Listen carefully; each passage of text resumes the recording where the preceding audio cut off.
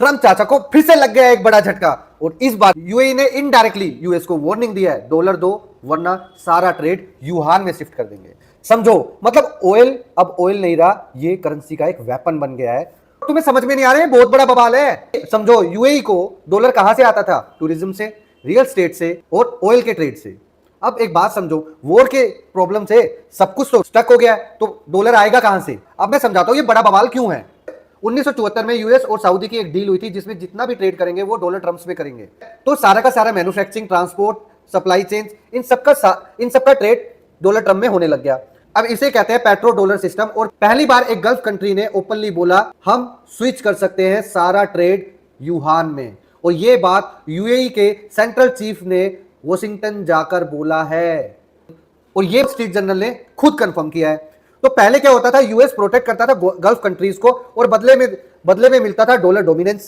लेकिन वॉर के चक्कर में सब कुछ चेंज हो गया। अब यूएई को समझ में आ गया अगर अगली बार वॉर हुई तो इस बात की कोई गारंटी नहीं है कि चाचा उनका घर और देश बचा सकता है। तो उन्होंने बैकअप प्लान पहले से ही रेडी कर लिया। ऑलरेडी यूएई और चाइना के बीच में सीबीडीसी सिस्टम लाइव है और यूएई 35% क्रूड को एक्सपोर्ट करता है चाइना को, जिसका ट्रेड अभी डॉलर में हो रहा है, लेकिन ये युआन में सेटल्ड हो सकता है। लेकिन यूएई अभी शिफ्ट नहीं कर सकता। उसका मेन रीजन क्या है? यूएई के पास 270 बिलियन डॉलर का रिजर्व है। तो ये क्लियर सिग्नल है, अगर चाचा ने हाथ खींचा तो आगे हाथ बढ़ाने के लिए चाइनीज डॉल तैयार है।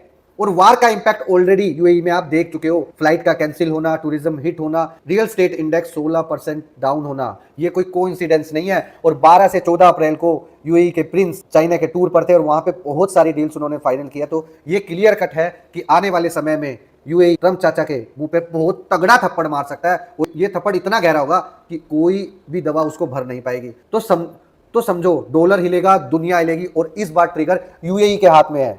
और क्या पता अगला क्राइसिस यूएई की तरफ से आ जाए, क्योंकि वो डॉलर को अगर निगलेक्ट कर देंगे तो ट्रम्प चाचा का हो जाएगा मोए मोए।